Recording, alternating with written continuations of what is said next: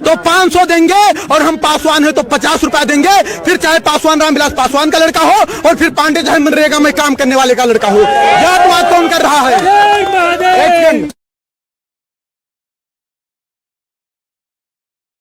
एक मिनट शांत रहिए, एक मिनट शांत रहिए, शांत रहिए। हमारा नाम सर्वेश पांडे है, मैं उत्तर प्रदेश बहराइच की धरती से आया हूँ। आप जो जातवाद की बात करते हैं, मैं बताता हूँ जातवाद का दर्द। हाँ, हम लोग कर रहे हैं ना, हम लोग कर रहे हैं, आप भी नहीं कर रहे। जो आप बैनर पे लिखे हाँ, हैं, उसके मुद्दे पर देखिए हमारी मांगे क्या क्या है उस पर बता दें। जातीय आरक्षण खत्म, हाँ एकदम खत्म होना चाहिए आज। हाँ, बस एकदम उसी पर बता रहे हैं आपको, उसी पर बता रहे हैं। क्या टाइटल लगा, एक सेकंड हम बोलने दीजिए ना बीच में। क्या टाइटल लगाना जातवाद है? अगर टाइटल लगाना जातवाद है तो पासवान भी लगाते हैं, यादव भी लगाते हैं, वर्मा भी लगाते हैं, शर्मा भी लगाते हैं, तिवारी भी लगाते हैं, मिश्रा भी लगाते हैं, पाड़े भी लगाते हैं। ये जातवाद नहीं है। आज एक तरफ हमारा अगर निमंत्रण होता है, भोजन करने के लिए जाते हैं बफर सिस्टम में, भोजन किसने बनाया क्या पूछते हैं, हमारे बगल में किसने रोटी उठाई क्या पूछते हैं, हम साथ में भोजन करते हैं, किसी की जात नहीं पूछते। हम एक कॉलेज में जब, एक मिनट ध्यान से, जब हम कॉलेज में एडमिशन लेते हैं और किसी भी बच्चे से मित्रता करते हैं तो उसकी जात नहीं पूछते। एक चाय की दुकान पर जाते हैं, चाय वाले से चाय लेते हैं, उसकी जात नहीं पूछते। समोसे से समोसा लेते हैं, जात नहीं पूछते। सब्जी वाले से सब्जी लेते हैं, जात नहीं पूछते। लेकिन जब हम सरकारी काउंटर पर फार्म भरने जाते हैं तो हमारी जात पूछी जाती है। हम पाड़े हैं तो 500 देंगे और हम पासवान है तो 50 रुपया देंगे, फिर चाहे पापा देंगे, फिर चाहे पासवान रामविलास पासवान का लड़का हो और फिर पांडे चाहे मनरेगा में काम करने वाले का लड़का हो। जातवाद कौन कर रहा है? एक पूछना है तो पूछिए, आप पूछिए प्रश्न। क्या बेनिफिट होगा अगर ये खत्म हो जाएगा? देखिए, बाबा साहब अम्बेडकर ने कहा 10 साल के लिए रिजर्वेशन होना चाहिए। इस देश के चंद गद्दार नेता आज क्या कह रहे हैं कि आज 70 साल बाद बाबा साहब भी आ जाएंगे लेकिन आरक्षण नहीं खत्म होने देंगे। तो क्या वो बाबा साहब के सिद्धांत पर चल रहे हैं? कभी पाड़े तिवारी मिश्रा ठाकुर साहब अग्रवाल बनिया को नहीं देखा होगा कि वह दलित समाज को जात के आधार पर गाली दे। आप मुझे बताइए, भारत समानता का अधिकार देता है सबको, फिर भी वो जात के आधार पर पंडित जी बभनवा ठकुरवा कह करके 500 गाली दे, उनके खिलाफ कोई कानून नहीं है। उनकी बकरी हमारे खेत में चली जाए, हमको डांट दे, जात सूचक शब्द के तहत जेल में हमको डलवा देंगे। ये हमारे साथ अन्याय है या न्याय है? अन्याय हमारे साथ कौन कर रहा है? आज कानून बनाए जाते हैं कि किसी दलित लड़की का आप गलत दृष्टि से पीछा करते हैं, किसी दलित लड़की का आप गलत दृष्टि से पीछा करते हैं तो आपके ऊपर कम से कम 1 लाख रुपए जुर्माना लगेगा, आपके ऊपर हर्जन एक्ट भी लगेगा। लड़की सामने जा रही है, हमें क्या पता कि वो दलित है कि सवर्ण है। दूसरी बात, अगर कोई सवर्ण लड़की का गलत दृष्टि से पीछा करता तो उसके खिलाफ ऐसा कानून क्यों नहीं होना चाहिए? ये भेदभाव हो रहा है कि नहीं हो रहा है? आज मैं स्वयं 8वीं क्लास में पढ़ता था, मैं 1.5 साल का था, तभी हमारे पिताजी खत्म हो गए थे। 300 रुपया फीस जमा करना था, गुरुजी ने कहा बेटा नहीं जमा करोगे नाम काट देंगे। हमें फीस जमा करना था। हमारी माताजी कर्जा रुपया लेकर के आई, जबकि हमारे मित्र राजा सारे थे जो कि 80 से आते थे, उनके पिताजी 500 रुपया दिए, उनका 200 पड़ा, हमारा 300 पड़ा। गुरुजी से मैंने कहा कि गुरुजी कर्जा मैं लेकर के आया हूँ, ब्याज पर मुझे रुपया देना पड़ेगा, 300 मुझसे क्यों लिया गया? उन्होंने बताया कि आप जनरल वर्ग से हो। मुझे पता नहीं था कि जनरल वर्ग क्या होता है। अब सोचिए आप, जातवाद की बीच कहां से पैदा हुई? हम उस आर्य के साथ बैठते थे, भोजन करते थे, खाना खाते थे, साथ में पढ़ने जाते थे। हमने जातवाद नहीं किया, लेकिन हम पाड़े थे इसलिए 300 रुपया लिया गया। हम ब्याज पर लेकर आए थे, भुखमरी के कगार पर थे, ये हमसे नहीं पूछा गया। जात के आधार पर तो शोषण हमारा हो रहा है 70 साल। आप बताइए, एक छोटी सी बात बताइएगा, भारत का संविधान कहता है, वहां देख के बोलो ना, भारत का संविधान कहता है कि अगर किसी का बाप 302 करेगा तो उसकी सजा उसके बाप को मिलेगी, बेटे को नहीं मिलेगी। सही कह रहा हूं, गलत कह रहा हूं? अगर मैं किसी का मर्डर करता हूं तो उसकी सजा मेरे भाई को मिलेगी या मुझे मिलेगी? किसे मिलेगी? मुझे मिलेगी ना। तो सोचिए, 1947 के पहले जो शोषण हुआ, ना शोषण करने वाले जिंदा हैं और जिनका शोषण हुआ ना वो जिंदा हैं। फिर उसका बदला 1999, 92 और 95 में पैदा होने वाले बच्चे से क्यों लिया जा रहा है?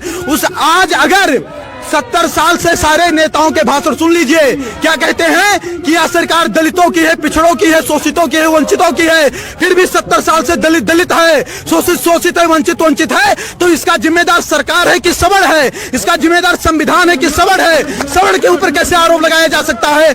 हम नरेगा में काम करें, हम मजदूरी करें, हम ठेला लगाएं, लेकिन पंडित जी हैं इसलिए मुझे अच्छे स्कूल में एडमिशन नहीं मिलेगा, 90% लाकर मुझे फेल कर दिया जाएगा। क्या मुझे इस देश में न्याय नहीं नहीं मिलना चाहिए। और अगर न्याय देने की क्षमता इस देश की सरकारें नहीं रखती हैं तो खुल करके कह दें कि आप इस देश के नागरिक नहीं हो, हमारे मताधिकार भी छीन लें। फिर क्यों कह रहे हैं, हमारे वोट क्यों ले रहे हैं वो लोग? SC/ST एक्ट का दंश मैंने झेला है।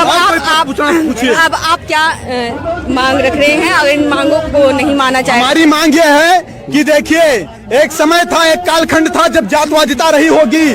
आज जातवादिता नहीं है। यहाँ जितने लोग आए, मैंने किसी की जात नहीं पूछी, सबसे हाथ मिलाया, नमस्ते प्रणाम किया। आज कोई ऐसा नहीं करता। अंतर्जातीय विवाह भी हो रहे हैं। अंतर्जातीय विवाह, आपको पता होगा कि भारत का संविधान कहता है कि 18 साल की लड़की हो जाएगी तो स्वेच्छा से शादी करने के लिए वह निर्णय ले सकती है कि नहीं है?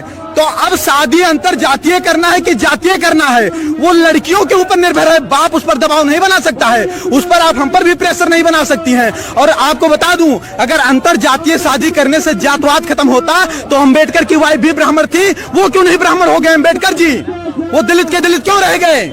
रामविलास पासवान ब्राह्मण क्यों नहीं हो गए? वो दलित के दलित क्यों हैं? ये चंद लोग मलाई काट रहे हैं। आज गांव का गरीब दलित गोबर और मिट्टी में पड़ा है और दलित का मुद्दा उठाने वाले लोग मर्सिडीज से चल रहे हैं। उसके बाद उनका शोषण वो करते हैं। 22.5% दलितों का रिजर्वेशन, क्या उसमें कोई सवर जा सकता है? नहीं जा सकता। उसका लाभ कौन ले रहा है? दलित ही तो ले रहा है। अगर कहीं पर आरक्षित सीट आती है तो वहां चुनाव कौन लड़ेगा? दलित ही तो लड़ेगा, सवर तो लड़ नहीं पाएगा। फिर उनका अधिकार कौन खा रहा है? 56,000 करोड़ अनुसूचित जात के लिए और 39,000 करोड़ अनुसूचित जनजात के लिए ये जात के आधार पर बजट है। अगर जात के आधार पर ये बजट आए तो उन्हीं के जात के लोग खाए कि हम लोग खा लिए। फिर आरोप हमारे ऊपर कैसे लगाया जा रहा है कि हम उनका शोषण कर रहे हैं? ठीक है, और कोई बात हो तो बताइए। हम ये बताना चाहते हैं, देखिए, हमारी सरकार से देखिए, हम इस देश के नागरिक हैं। हमने कभी तोड़ फोड़ नहीं किया, हमने कभी किसी का विरोध नहीं किया। हमने, एक सेकंड, बोलने नहीं दीजिए ना, 1 मिनट रुक जाइए, 1 मिनट रुक जाइए, कुछ बोलने दीजिए ना। हमने कभी सरकार के खिलाफ आवाज नहीं उठाई, हमने कभी तोड़ फोड़ नहीं किया, हमने बस नहीं जलाए, हमने ट्रेन नहीं फूकी। हमारी मांग हमेशा शांति से रही है। बाप दादा देश के लिए, धर्म के लिए लड़ते लड़ते मर गए। उनके बच्चे आज सिस्टम से लड़ करके मर रहे हैं। 2 लाख ब्राह्मणों के जनेऊ तोड़वा दिए गए, गर्दनें कटवा दी गई। 12-12 साल के राजपूत बच्चे, उनकी माएं तिलक लगा करके युद्ध क्षेत्र में भेज देती थी, तब हमारा धर्म बचा। हम देश और धर्म के लिए लड़ते लड़ते मर गए, हमारे बाप दादा मर गए। आज हम सिस्टम से लड़कर मर रहे हैं। क्या इसीलिए लड़कर मरे थे? हमारी मांग है कि राष्ट्रीय सोड़ आयोग का गठन हो। सभी में गरीबी होती है, जात के आधार पर आरक्षण न होकर आर्थिक आधार पर दीजिए और SC/ST एक्ट में जांच की व्यवस्था हो। क्योंकि अगर हमें अधिकार नहीं है जात सूचक शब्द के तहत किसी दलित को गाली देने की, तो किसी दलित को भी अधिकार नहीं होना चाहिए कि जात सूचक शब्द के तहत हमें गाली दें। बार बार कहते हैं 5000 वर्ष से शोषण किए हो, तुम यूरेशिया से आए हो, यूरेशिया चले जाओ। क्या इनके बाप का देश है? अगर इनके बाप का देश है तो मंगल पांडे जब गोली चला रहे थे तब कहाँ चले गए थे लोग? कहाँ चले गए थे लोग? सपोर्ट कर दिया, आना नहीं पड़ता यहाँ। और कोई बात होगी तो बताइएगा, हम अपने मुद्दे पर तटस्थ हैं और अगर कहीं किसी को समस्या होगी तुरंत आएगी। तो आपने देखा यहाँ पर जो है आरक्षण जो है जातिगत आरक्षण नहीं होना चाहिए, यहाँ पे मांग की जा रही है। नई दिल्ली के जंतर मंतर पर तमाम लोग आकर के यही कह रहे हैं कि जातिगत आरक्षण नहीं होना चाहिए और SC/ST एक्ट जो लगाया गया है, जो बनाया गया है, इसमें सुधार होना चाहिए। क्यों है कि इन सब चीज़ों को जो है सरकार इस पे सुनवाई करे, इस पे संज्ञान ले जो ये मांग रहे हैं। और जेठेरी जी जो है रामलीला मैदान में उनका आमरण अनशन चलता रहेगा। जो इनकी मांगे हैं वह पूरी होनी चाहिए। इन्हीं मांगों को लेकर के ये लोग नई दिल्ली के जंतर मंतर आए हैं और लगातार इन मांगों को ये सरकार के आगे रखते रहेंगे। तो आप लोग खोज खबर को देखते रहिए। खोज खबर को subscribe, like, share, comments and bell icon दबाना ना भूलें।